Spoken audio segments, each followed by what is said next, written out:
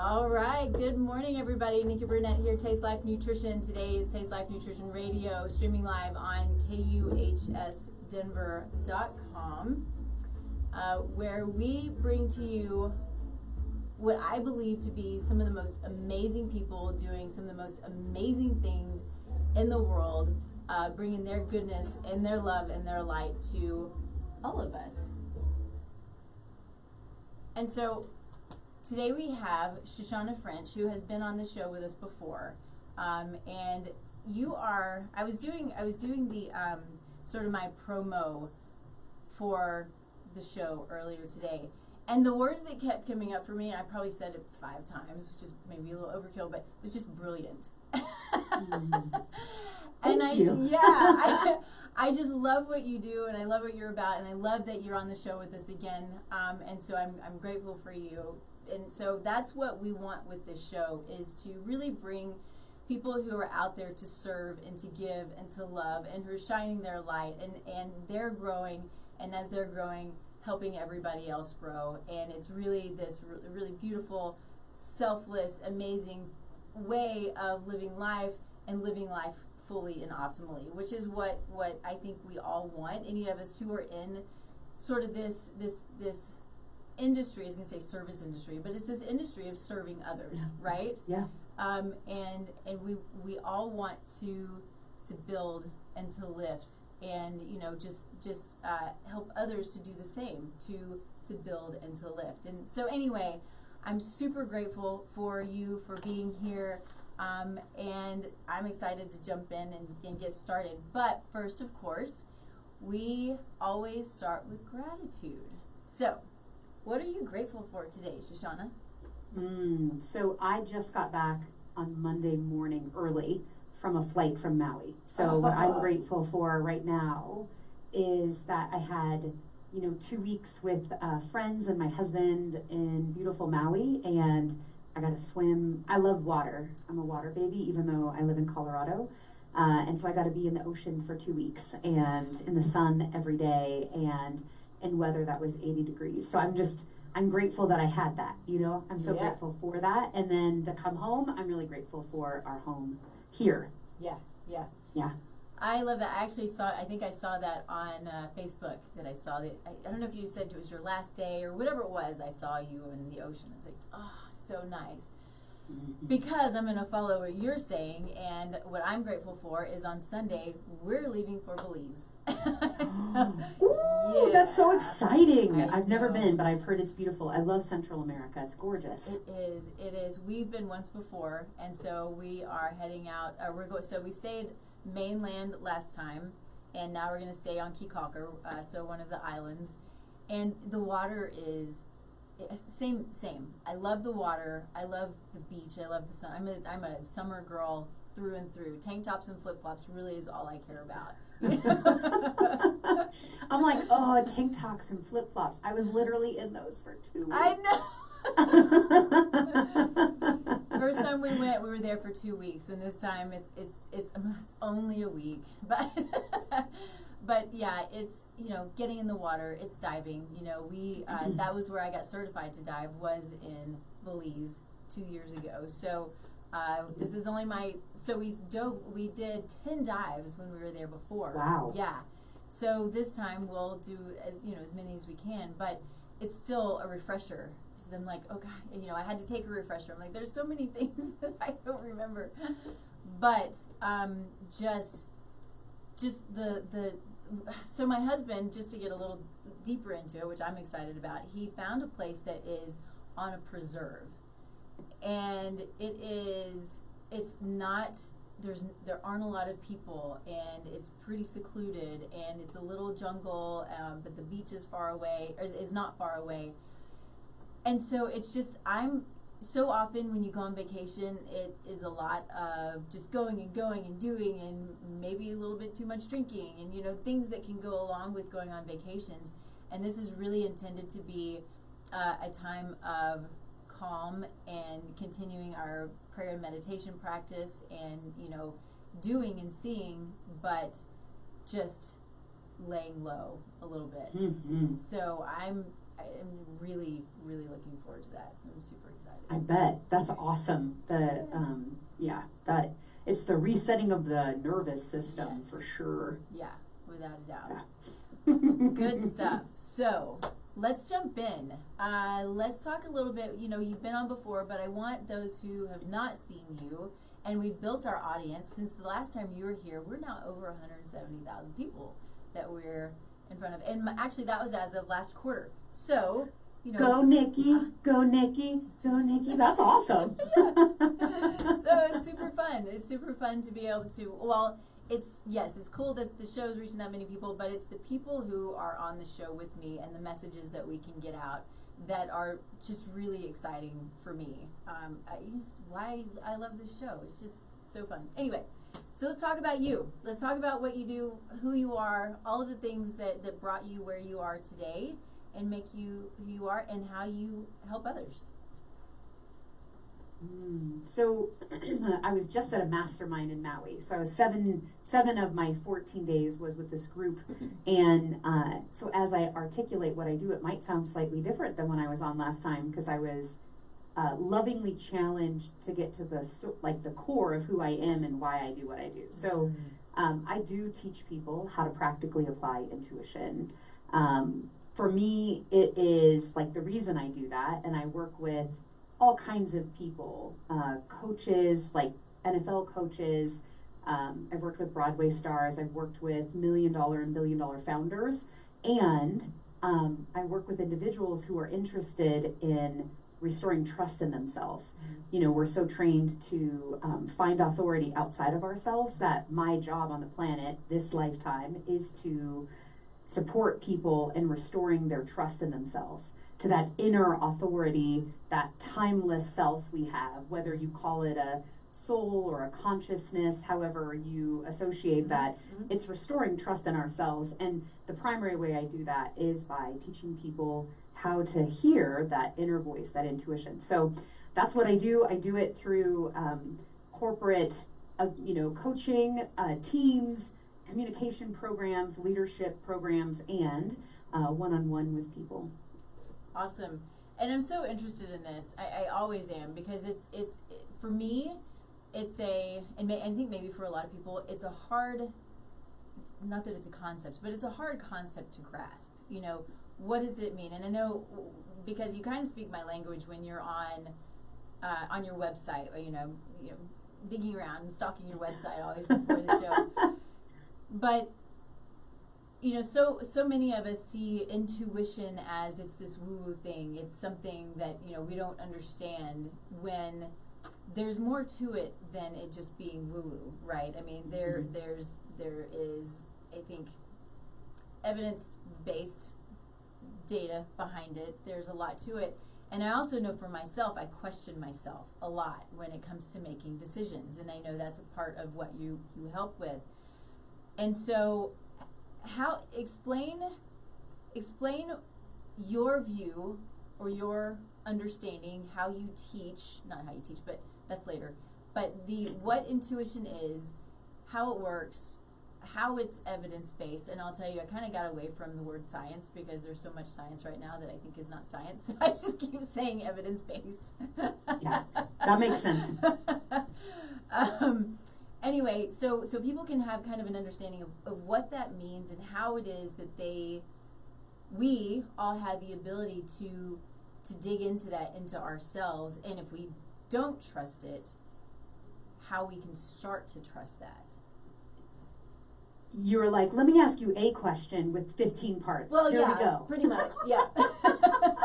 I like those kind of questions personally. I like those kind of conversations that just go everywhere. Yeah. So how I define intuition in like the simplest form is intuition is a direct way of knowing or understanding something without any prior experience.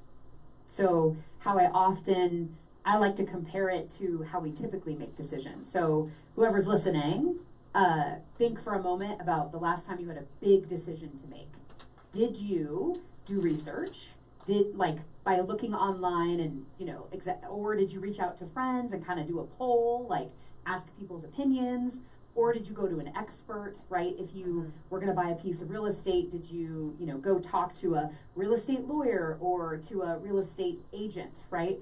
So to me, all of that way of making decisions is awesome because it is a proven way of making decisions, right? That's data driven. Yep. It is good. It's good for solving problems. If you have a problem, like your tire goes out on your car, then you go to data. Oh, my tire is flat. I'm going to call AAA, or I'm going to get out the jack and change it myself, right? Like that's data driven, experience driven, like evidence driven. Yep. However, if you find yourself in a place, and I have talked to so many people recently, it seems like, both in networking groups I'm part of and other entrepreneurs. This might even be where you are, Nikki, excuse me, where we're in places we've never been before. So we don't have any evidence, education, or experience to like look back on or rely on. Yeah. And even if we ask people that we see as experts, they don't understand us. So even the advice they would give us, while good advice, it may or may not really fit for us. So to me, that's the place where intuition is most practical and most powerful. It gives you access in places where you have to create something new, where you have to reach into the world of possibility. Yeah. It is good for innovation. It's good for creating. So I actually think, and this is, part of the question you asked, I think every decision that we make creates the path that unfolds in front of us, right? Yep. Not to say that if something tragic or terrible happens, that means you caused it. I don't mean that. I mean that I think of it more like the decisions that we make create the opportunities that show up. So if in the moment of decision we tap into what is aligned with our purpose and then choose from there versus choosing from our past, it means that then what the next thing that happens will be something that's never happened before because we didn't go back to what we already knew. So that is, to me, the most practical and powerful part of intuition. It is no surprise that I work a lot with business owners because business owners tend, just like you and whoever's listening that is a business owner, they tend to be the innovators. They tend to be the people who are crazy enough to think that this idea that's never existed before could happen. Yeah. And that's that I was saying in the beginning about my job or my purpose. I like that word better. My purpose on the planet is to help people restore trust in their own inner authority. Yeah. And so that is where it's really powerful, is in business. But I've seen it in every area of life. I've watched people use it in their health, in their relationships, about vacation, choosing Airbnbs. Let's be real. Do you know how many Airbnbs there are to choose from anytime you want to travel? Like thousands. So how do you choose? You could read through all the things, but ultimately, I always use my intuition when I choose an Airbnb every time. And it always works out. I love that. So it's something like, it sounds simple, not simple, but choosing an Airbnb, go through that process with me. What does that look like? Well, so when we make decisions inside of data, then we have to have data points like budget, location, length of time, available, like kind of all those things, and maybe even a metric like what's the, how high is the rating?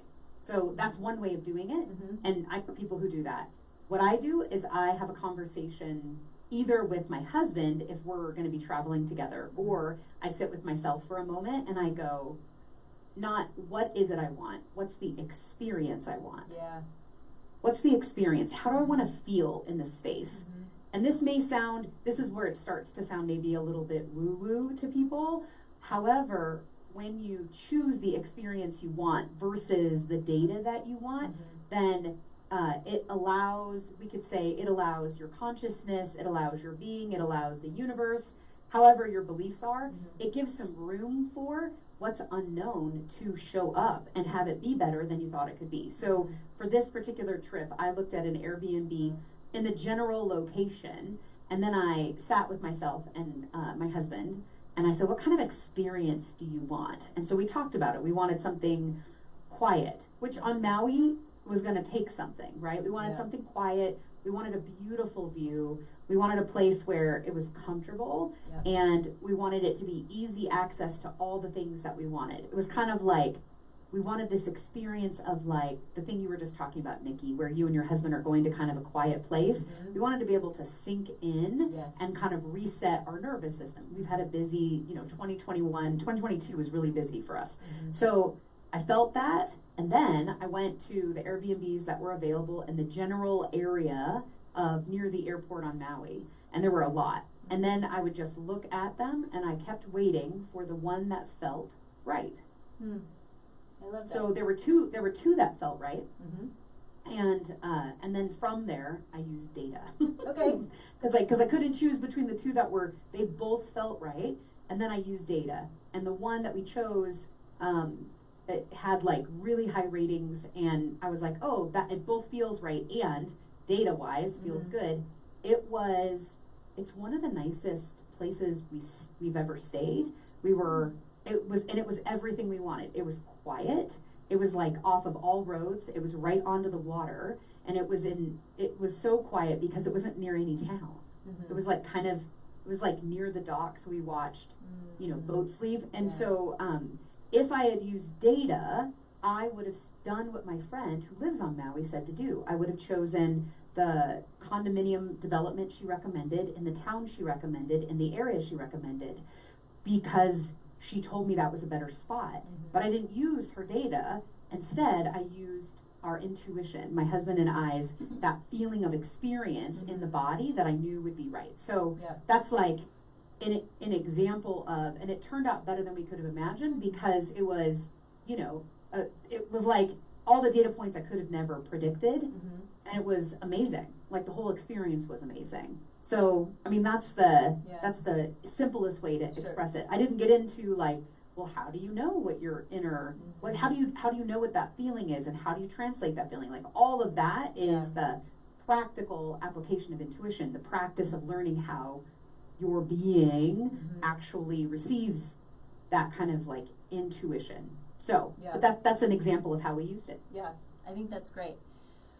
I have a question, and I'm not sure how it's going to come out. So it's a thought that I'm working through in my head, and so we'll see. So, so I know that. So we have data that we can base life on, right? We also have our emotions, which I think is different than our intuition. Yes. Yeah. Yeah. How do you not confuse your emotions around something versus, when people say, well, this is what I'm feeling, or, so feeling I think is important, and it's important to understand, but sometimes I think feelings sometimes can lead us astray, right? Yeah.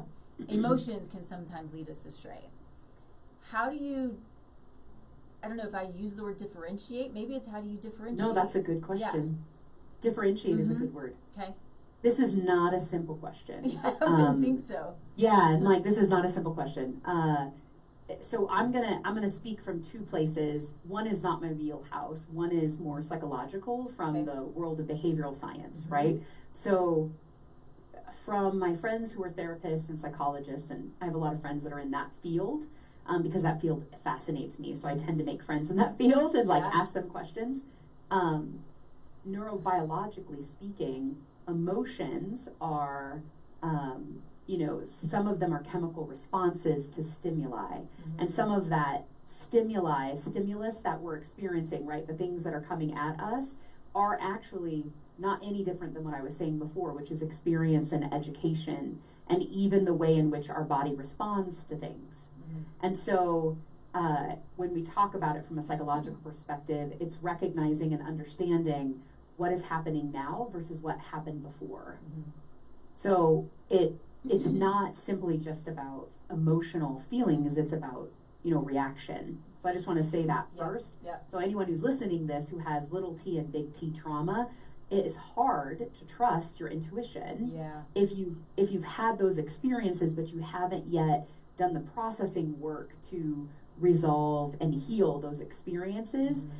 I mean, I work with so many women who've had really bad little t and big T traumas in relationship where they get a feeling or a thought, because intuition, and this is the other part, intuition does not just come in by feeling like a sense in the body. It also comes in as a thought. It comes in as something that you can see in your mind's eye, almost like imagination, a picture, a movie, but it also comes in things you can hear, like you might hear the thing they're not saying. So as an example, a lot of the women that I work with who've had those experiences, and I'm not making this a woman thing, by the way, Sure. so if you're watching this and you're male, it could be the same for you. When you have those experiences that deteriorate your trust in yourself, where you thought you understood, believed, and trusted something, you followed that, and then afterwards you found out you were totally wrong, then when that opportunity to make that same sort of decision comes up again, do I trust, do I not trust this person in front of me, and everything on paper looks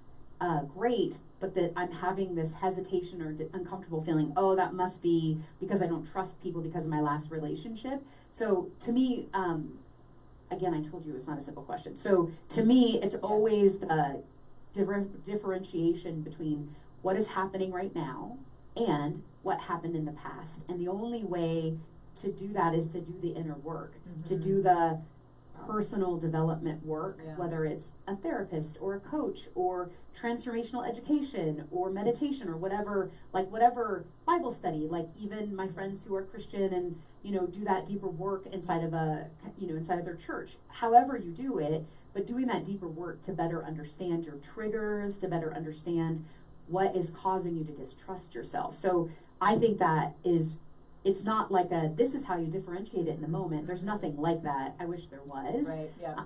I am suspect quite often of myself when I feel a sense of hesitation about something, because just that feeling is a good reason for me to pause and check in. If I feel like I'm about to do something, I've already decided to do something, and now I feel a hesitation, that for me is a sign that there's some communication going on, and then I just have to ask myself, is this hesitation related to the past, something psychological, experience, education, or is this hesitation like an intuitive communication? And so what I often tell people is this acronym, PAL, P-A-L. P stands for pause. So I pause. I ask question, right? So I ask this question, which is, what is this feeling? What is this feeling about? And then I listen. So pause, ask, listen. So it's kind of like my answer to your question is three parts. Part number one, that inner work where you process the things that trigger you, super helpful. So you can notice when you're triggered. That's not your intuition. Two, in the moment, recognize, pause yourself, pause, ask, and listen. And then the third part is practice understanding how your intuition works. Because it's like any muscle, you have to practice it. If you don't practice it, in the moment, because this is the thing that happens, and I know it happens for me too, I want to use my intuition in intense moments of big life-changing decisions. I'm like, whoa! And then I can't hear it because I'm all jacked up. Because that's what happens. You're living into some future where you're making the wrong decision, but that's not a real future because the future hasn't happened yet. It's based on the past where I made a bad decision and I messed up and I failed and had to deal with consequences. So intuition does not occur in the future or the past, it occurs right now based on what it is you actually desire and want versus fixing a problem or avoiding making a mistake, which is where triggers occur and or data-driven decision goes.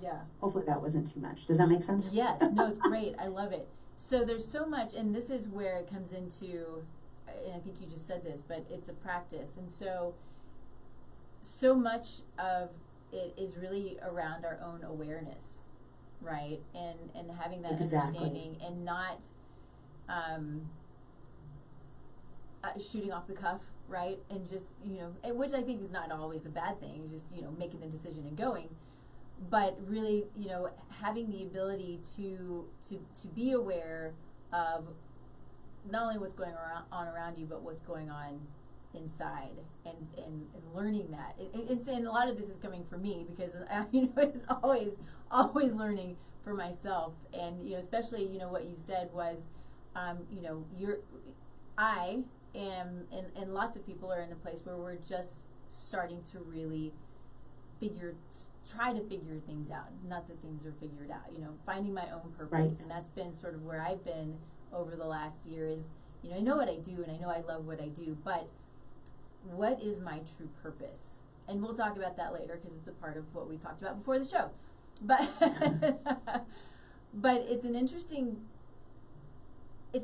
place to be as you're going through the process of finding your purpose, and then figuring out what to do next. Do you know what I mean? Yeah. Yeah. Agreed. Mm-hmm. I mean, that's and it doesn't always have to be big life decisions of what's next either. Sometimes what's next can look like you wake up in the morning and you're like, well, I exercise every morning, but does my body actually want to do that today? What would serve my body? Mm-hmm. Would it serve my body to actually meditate and journal today? Mm-hmm. Or would it serve it to do an intense workout? Like, sometimes we get into habits and we rely on our experience of the habits instead of always just actually checking in, because intuition hopefully this lands for people, but it's an arising phenomenon, right? As things change, your intuition will communicate about what's so right now, because things do change. Yeah. I had a question. What was my question? No idea. Guess it'll come to me later. So one of the things, I have, I did a little copy pasting of your website, and so the things that which I love this, and which is why I put it on here, but the things that you do, or things that we can do, as we're working through understanding our intuition and listening to our intuition and what it can do. So you have, in building relationships with important people and events. I love this, finding the perfect place to live. These are things that you have helped people do, right? Mm-hmm. And this one, I'm like, ooh, I need this.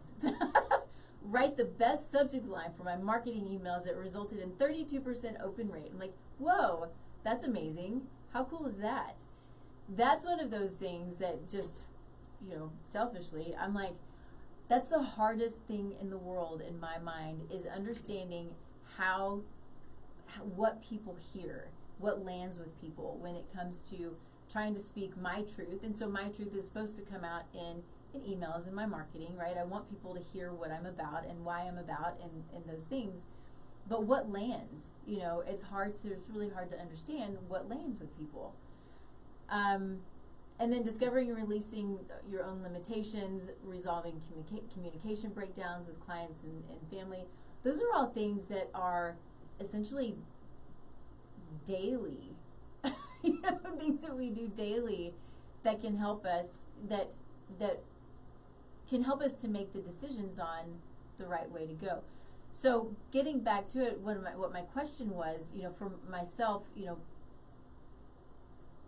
I try to do my prayer and my meditation every morning, and then I do a little bit of it in the evening. And it's all encompassed. It's all, it includes gratitude and all of these things sort of all together, wound up together. And I think and I hope that that's sort of a part of me learning to be still and start to learn what it is that I'm supposed to hear. And I believe, a lot of it is God, giving me a direction. And there have been only a few times where I just I heard the words. This is something that I just think is really amazing. But I heard the words very clearly. I was like, okay, I got it. And I know a lot of people can do that and, can hear the words very clearly a lot. And it's not always that easy for me. But point to all of my rambling is, that's what I'm doing, and as well as having coaches, right, who kind of help guide through all of that stuff. But are there other things, so are those good things to do to help you to start to learn and understand your own intuition? And what are other ways of, of course, seeing somebody like you and other coaches, but are there other ways that people can practice this and start to learn and develop? Most certainly. I want to say two things, whoever is listening, so that even though I have a test people can take where it helps them understand the parts of their intuition, the intuitive blueprint test, which is on your website. It's on my website. It's on the website. The reason I developed that was because what I was finding is that there were similarities sometimes between how people's intuition work, but ultimately people are complex because our neural pathways in our brain are all different. Yes. So I just want to say that the thing you said about, I heard the words, and I know some people who can do that. Everybody's intuition all works a little bit differently. And so we just have to keep that in mind. Some of us are more driven by emotions. Some of us are more driven by like ideas and understanding. And some of us are more driven by experiencing something. So that makes a difference in how we fine tune and really tap in. So I say all of that to say, to directly answer your second question, or your question, which is, are those things the right things to do, and are there more things to do to help us tap in and learn to use our intuition? I think that there are, it really depends on you individually, right? It depends on who you are and how you operate. So one thing I do every day so I can hear my intuition more clearly is I have to get out of my head and into my body. Because my brain noise is really, really loud.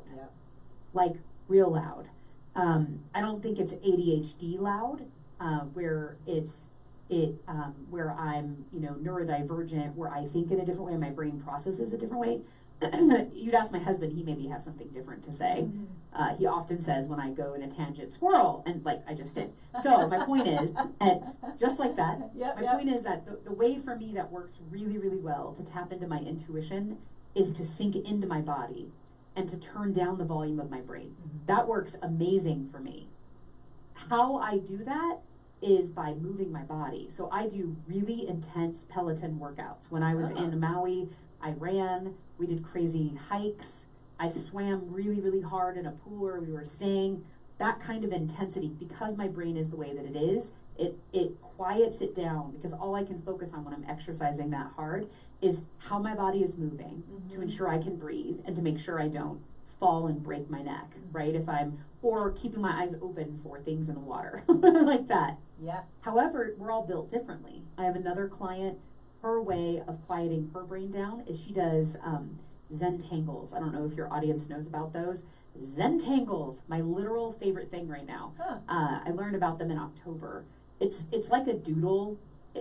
People can look it up, and I'll give you the link when we're done with the show today, and you can put it in the notes, and then people can check it out. But it's basically like doodling, and it's meditative in nature, and that creative process gets her out of her brain, being worried about the future, processing the past. It gets her into the current moment, right? I have another client, her way is to journal. She journals every day. I have another client, she's a Bible reader. That's what she does, the Christian Bible. So every morning she does a little reading of a thing. She has like a Bible that's just meant for reading a passage every day. And then she does a little bit of prayer, meditation, and writes kind of what she gets. So whatever you need to do to pause your brain, to quiet it down, you're not ever going to stop it or have the machinations of your brain processing thoughts, feelings, experiences, whatever. You're never going to stop it, but you can quiet it down. The second thing that is helpful to being able to hear your intuition is to calm your emotions. So if you're having a really heightened emotion moment, whatever works to calm your emotions. And again, we're all built differently. Some of us need to talk to someone, we're out loud processors. So by sharing our feelings out loud with someone, that calms them. For some of us, then that's when I have some people, they go do that intense exercise because that actually calms their emotions. And then the last thing is being able to get in the body in a way where you can sink in and not feel like you're moving forward in space, like where you can just exhale. So, and ways people do that is exactly what you're talking about. Gratitudes, prayer, meditation. So I wish there was some do this thing and that will work. But there's not really. What I would say is exactly that acronym I said, PAL. That's my recommendation to everyone if you want to hear your intuition. Learn how to pause, Pausing is mind gets quieter, emotions are calmed, body relaxes. So whatever does that for you, whatever pause looks like, it also means being unavailable to others intentionally, even just for 5 minutes, getting off technology, whatever that looks like. Asking questions. This is not about getting answers, it's about inquiring. So asking open-ended questions about specific things without saying things like, should I use this email subject line? Should I go to that Airbnb? Should I date this person? Should I take this job? Is this the right house all of those kind of questions confuse our intuition. But if you ask questions like, is this house a fulfillment of what we want for a home? Does this subject line communicate what I desire to communicate in this email? Is this person a great fit for a long-term partnership? If that's the thing you want. Right. Or would this person be awesome to go on a date with? That leaves it open, right? Yeah. And then you can listen for how that's the last one, the L, listen. Then you listen for what your intuition says, whether it speaks to you through sensations in your body, whether it tells you through words like you're talking about, whether it tells you in a knowing, you just know something, or if by focusing, you then see the answer in your head like a picture. So those are the 4 ways our bodies translate. So pause, ask questions, the right questions, and then listen. If you do that, it will connect you to your intuition. So there's that, and then part 2 is really doing the inner work to trust ourselves. It's no joke, right? I mean, I've been doing this for 28 years. I've been studying and developing my own intuition for 28 years. And I'm human though, just like everybody listening. And there are times when I argue with my intuition because it's saying something I don't like, or it's going directly against something someone else told me who I see as an authority. I got coaching in 2021 about my business, and I followed it, and the core of the coaching was good, but the specifics, like what they laid out as the structure for what there was for me to do, totally didn't work. Because I listened to them instead of following my own intuition. So it's easy to do that. So there's like the inner work to do, right? And so doing the inner work, that's the kind of stuff that you help with, right? It's helping people to learn how to do that inner work and what it looks like. And I think just like I have this tickle in my nose, it's like I'm gonna sneeze any minute. And so I'm hoping it goes away. I love what you're saying for a couple of reasons. When I'm working with people in practice, there are questions, there are always lots of questions, and my answer most often is, well, it depends, because you're different than everybody else, right? And so it has to be, which also makes it hard, right? If everybody, if we could do the same thing for everybody, we're like, oh man, this is easy. But it's not the case. And so you take the time to sort of dig into their history, dig into their past, help them dig into all of the things. And I'm sure it's also, their fears and lots of things that go into the past and the future and the what ifs. And I know that a lot of times where I work on too is getting away from running in fear, not running, but doing things out of fear, or being fearful of doing the thing because of whatever happened in the past. All of the things that can come together and making decisions very confusing, very hard. I think that's because I love what you just said about fear. Sometimes our fear arises from not wanting to mess something up again, because we did something before, but we don't want to repeat the mistake. Yes. And so we don't, like in this context, talking about trusting our own inner authority, trusting our own intuition, this relates because if we have a fear that we're going to repeat a mistake we've made in the past, what we'll do is we'll make a decision right from that data point.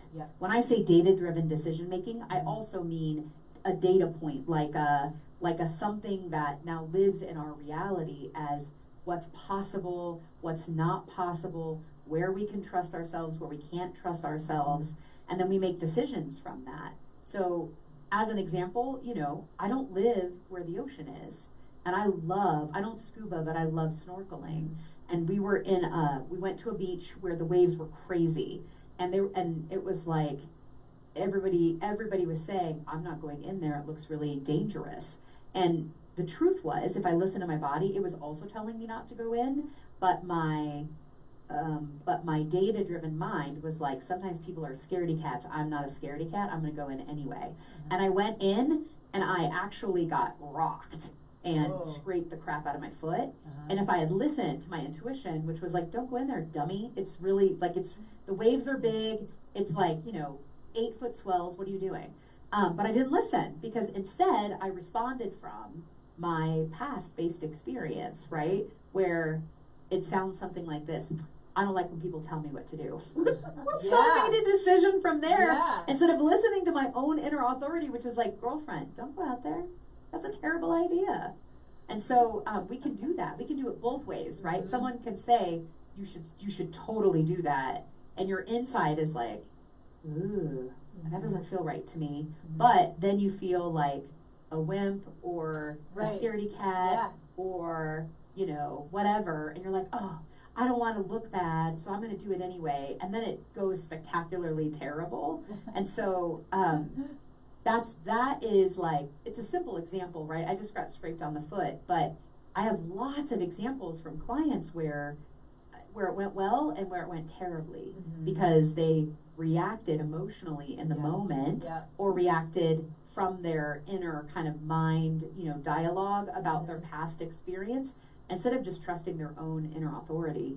That is a much easier, it doesn't seem like it, but if you do the work to heal the places that have caused you to stop trusting yourself, then it makes hearing your intuition that much easier. Do you have to be fully healed to hear your intuition? No, definitely not. Mm-hmm. Definitely not. Definitely not. Do not hear that in my words at all. Yeah. What I'm saying is, when you restore your trust in yourself and your inner authority, and you do that inner work, it just makes hearing your intuition that much easier. Yeah. Because the voice of your intuition is just much, much quieter and more subtle than the voice of your inner naysayer. It's much quieter than the like knee-jerk reaction in the belly of fear when you're afraid of failing or looking bad or messing up or never getting to what you want to get to. That stuff is way louder than the subtle voice of your intuition going like, it's okay, do it anyway. So I'm curious if this process that you're now looking back on, that you're talking about with going into the 8-foot swells, which I love water too, but I think my fear might have just jumped right out there and gone, hell no. But I'm curious if you were aware in the moment of sort of that back and forth with your intuition telling you probably not a good idea, and you going, don't tell me what to do. No, because I was already in an emotional reaction for the day. Okay. Because we were the big group, right? Mm-hmm. And I have a hard time with decisions in committee. It was like 10 of us, and we'd gone back and forth. We had left super late, so I was already kind of like a heightened irritation level. And I'm like, you're not telling me what to do. You already did. I'm going into that water.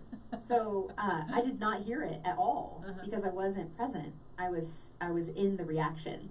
So the next day we went snorkeling, and I got into the water, and what I noticed is that thing that happens for me, and which is like, what's under the rocks? Is that I just noticed like the fear of, gotta keep my hands to my side, like whatever comes up. And then I was like, wait a second. And I swam back to shore, and I sat on the sand, and I did my practice of connecting to my body. Like, my body will communicate to me if I shouldn't be in the water.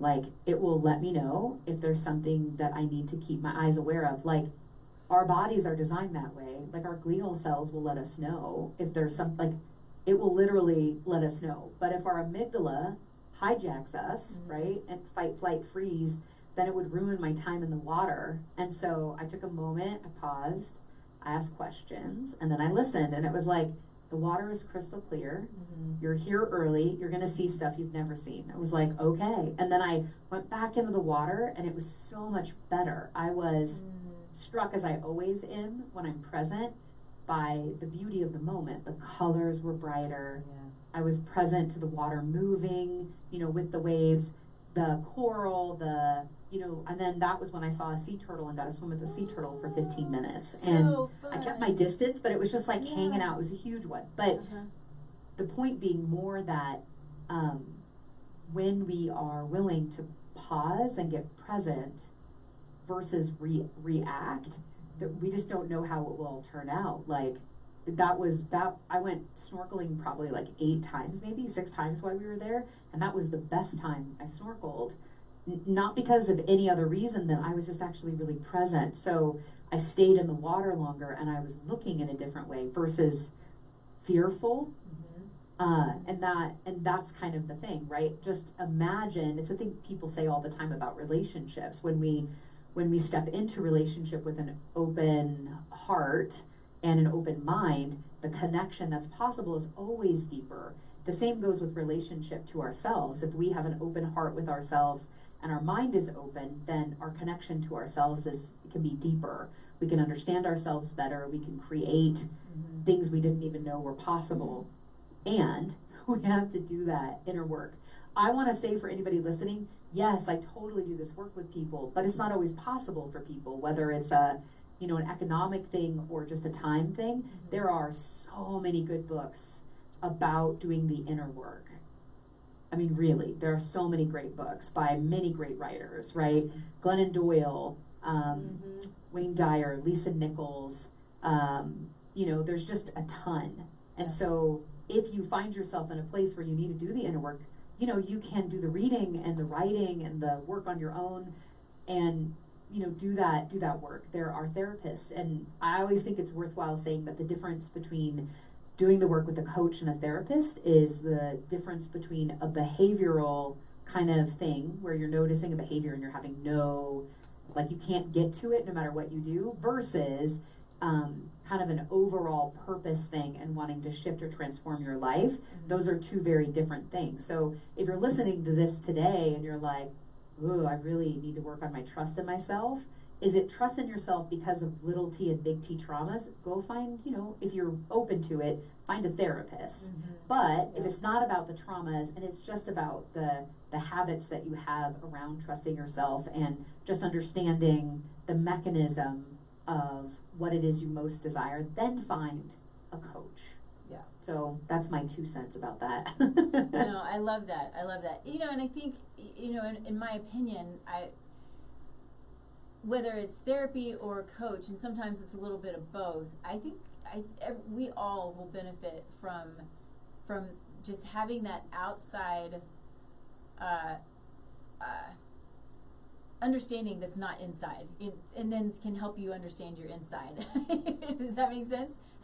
Totally makes sense. It totally makes sense. I'm a big believer, whoever you use as a practitioner, if you talk to them and ask who they work with, find out who they're working with. Like your coach, should is such a hard word, but I highly recommend that you work with a coach that remains a student. Yes. That is actually learning from someone else. Absolutely.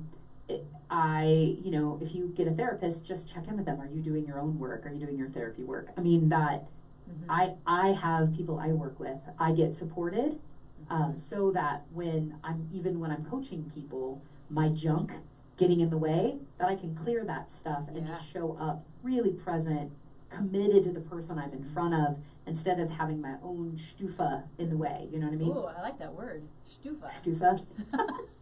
That's a different word than the other word I use sometimes, but we're on live, so I'm going to use stufa. That's great. Oh my goodness, the time is going so quickly, it makes me crazy. I wonder if one day, maybe I'll do a 2-hour show. Probably be excessive, but I would have fun with it.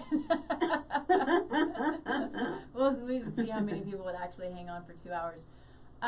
So there's something that I want to talk a little bit about. So this is, we hit on this before, and we talked a little bit about it before the show, but something that I'm moving into, and you know, if you watched the show before, I've been talking more and more about it, but it's my program, Soulful Conception, which I have talked to you about and want you to be a part of because of your, just the way you help, the way you work, the way you help people connect to themselves. I think it's so important. And when it comes to preconception care and planning, we have to have that piece of it, no matter where we are in the process, whether we're thinking we want to have a family 10 years down the road or we're in the throes of IVF.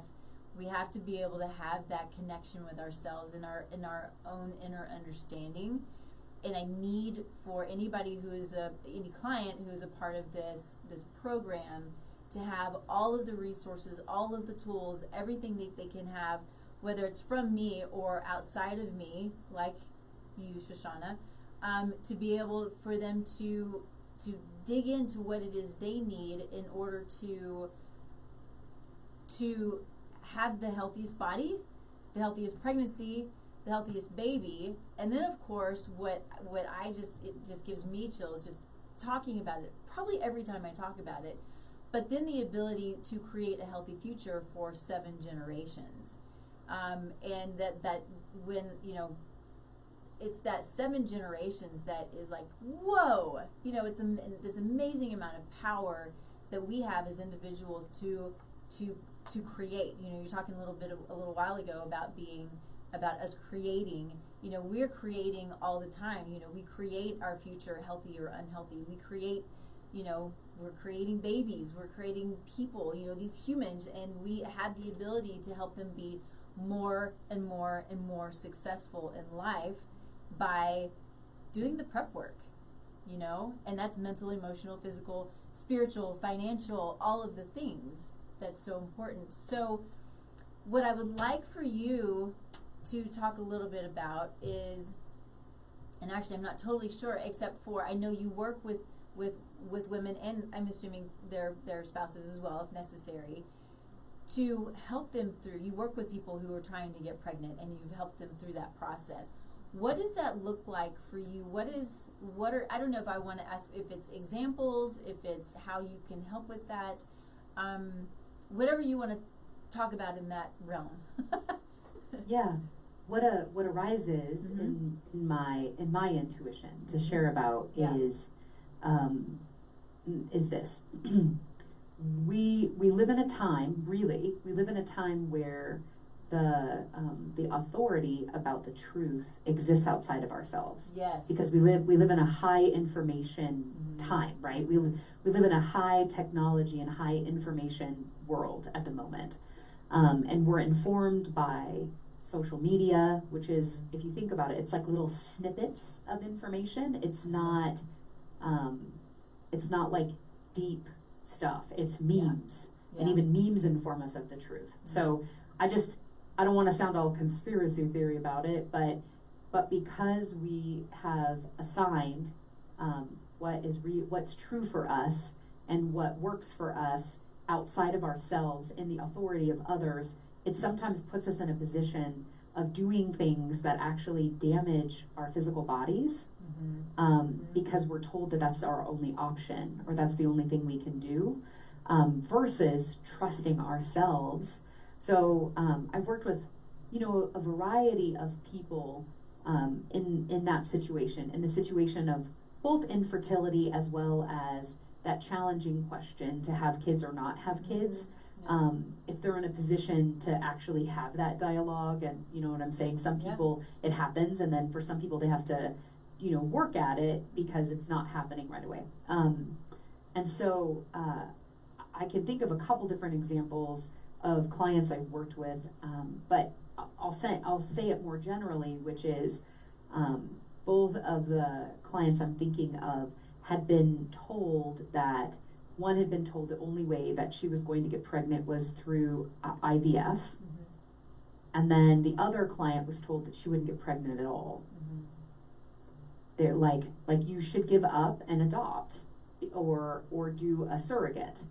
She had her eggs frozen, so it was like and so both of them, we had this conversation about, I get that that's what the authority says, but what does your body say? What is your body actually communicating to you? And the woman who was told IVF was the only way, she really got to be with, is IVF right for her? Because it's not easy. There's like shots and hormones and all of these things. And for herself, she arrived at, it's not right for me. It's not right for me to do that. And so they tried some more like alternative methods around, fertility. And then literally she was like, I'm letting that go, because if it's meant to happen, it's meant to happen. It was kind of and to keep in mind, they'd been trying, her and her husband, for 6 years. So it's not like, for her to let it go was kind of a big deal. And then they went away on a trip and they came back and she was pregnant. And that was a few years ago, and her son is 3 now. And the doctors were baffled because her body wasn't supposed to be able to get pregnant. Now, to be clear, her intuition didn't tell her, you're going to get pregnant anyway. That's not what her intuition told her. Her intuition said, don't do IVF. It feels wrong for you. Trust that. So she didn't do it, even though she was told that was the only way she was going to have a child. So she let go of having a child because she chose not to have IVF, if that makes sense. She trusted her inner awareness. The other woman told she would never be pregnant again. Like, you're never going to get pregnant. She went and did a couple rounds of IVF. Nothing happened. And then she was really like looking at, do I do a 3rd round? And she was just like exhausted thinking about it. And they put it on hiatus, and she just checked in with her body. She was like, body, what do you want to do? And the body was like, keep in mind that with IVF, she had gotten pregnant and lost babies. So it wasn't like, this was hard stuff. Yeah. So she really checked in with her body, and her body's like, do it one more time. And she was like, ugh. So she did. And she got pregnant with Lily. And and Lily is 4. And so it's, I have other stories where people didn't get pregnant and where they adopted and where they did a surrogate. So it's not like I'm not telling people, because gosh, I want to be careful to not give people hope that intuition solves infertility. That's not what I'm saying. Right. What I'm saying is that sometimes doctors or professionals recommend things to us that work for a large percentage of population. They're looking not at our body, but they're looking at our body based on other people's bodies and kind of like what's average or normal, when our bodies are kind of miracles, and bodies do weird stuff that they can't explain medically. So when we return our authority inward and check in with ourselves, there's some real wisdom there. There's wisdom in our bodies, is my point. Women's Bodies and Wisdom, I think it's Christine Northrup. It's an old book from a long time ago. It's a great book about restoring our trust in ourselves and in our bodies. We're not even, we're talking about preconception. We're not even talking about pregnancy, birth, and then after birth. There is just so much information that is not helpful, that is based on past-based things and a broad grouping of people. However, it's not talking about you. Right. So being able to turn up the volume on your inner wisdom and really your inner trust allows you to choose what works for you, and ultimately may or may not lead to the result you want, outside of the result being what works for you. Right. You know what I mean? Yeah, absolutely. There are a couple of things that really bother me when it comes to how sometimes we're treated by conventional medicine, which I appreciate conventional medicine for what it is, right? They do great things, especially when it comes to acute care. But when it comes to telling people what they can and can't do, for example, you can or you cannot have children. How many stories have we heard where people are told what they can't do? But what does that do to the psyche, right? We're talking about these blocks that need to be cleared, and whether it's from generations behind us, or whether it's from a big T or little T trauma, we have blocks that are there, and for someone to tell us that we can't do something, to me, is just detrimental. I think it's a huge problem. Just like people telling us, people meaning usually it's doctors, how long we have to live. That makes me crazy, is they're saying, well, you have this long. You don't know. You can base it on some, science, But it really frustrates me. You know, I was very clear about that when I was losing my mom, to never ever tell her that. And it's the, you know, taking hope away. And they kind of did it anyway, in a sense, which in just a roundabout way, which is really, really frustrating for me, but it's done. But, you know, I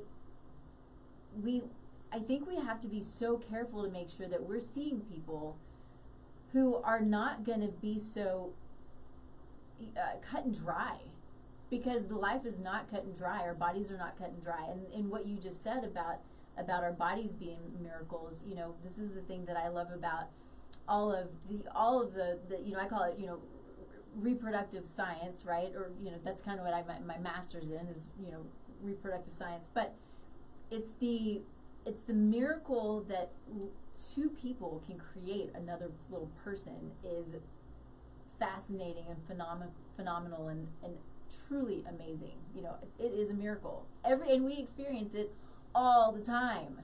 I think it's amazing. Well, to be more specific, an egg and a sperm create a baby. Yeah. And because of science, it doesn't require two people. And that's kind of extraordinary to me. Yeah. Is the circumvention of biology in that regard. Yeah. It's not, we're not in conventional times. Right. And so conventional wisdom sometimes doesn't apply to the modern times we live in, which is why I am so passionate about people restoring the trust they have in themselves and their own inner authority, so they can choose from a place of what's true for them. It's so, I mean, like you said, 2-hour call, 2-hour conversation about that. That is powerful, useful, important for us to trust ourselves and know what our truth is. Yeah, absolutely. Well, I hate to say this, but we're at our time. I know. Well, I always have such fun with you. We're gonna do it again. It's gonna be, you know, always such great conversation. You know, and it just goes back to the need for people to know these things about themselves, and if they're not figuring it out, to find people like you to help them to figure it out. You know, search out. You know, in practice, and on the show, I'm always talking about find your team. Find your team and find your people who build you up. So your team who helps you, who guides you, the people who build you up and love you, and being very intentional about who you're surrounded by and who is helping to guide you and help you learn yourself. Yeah, yeah. And if you want to take the test, it's simplespirit.com. Simplespirit.com, go take the test, and hopefully it will help you better understand how your intuition works. That's the intention of it. Cool. And anybody can work with you, is that right? And whether they're individuals or big ass companies, right? I work with teams, and I also work with people one-on-one, both. Awesome. Yeah. Thank you so much. Thank you. Great conversation as always, Nikki. Thank you for having me on. Yeah, I appreciate you so much. And of course, everybody out there, you can find me, tastelifenutrition.com, all the social medias, Taste Life Nutrition. We do this show every Thursday, 10 a.m. Mountain Time, streaming live. And then, of course, it is the Taste Life Nutrition podcast after that. You can find us on YouTube, Spotify, all the places.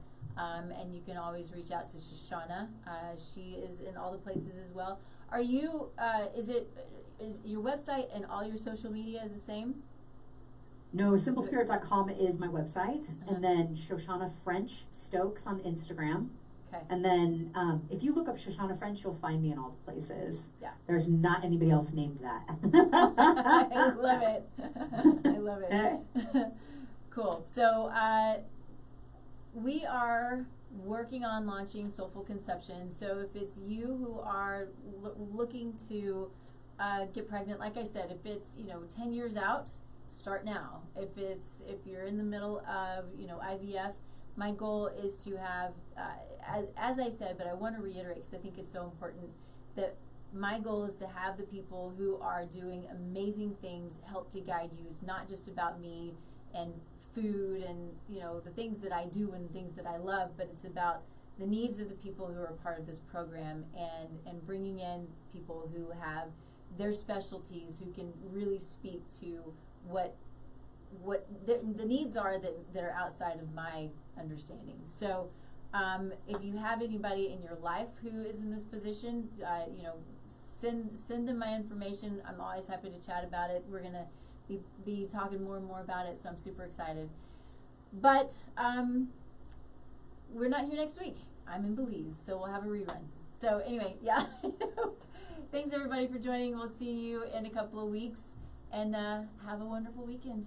Bye everybody.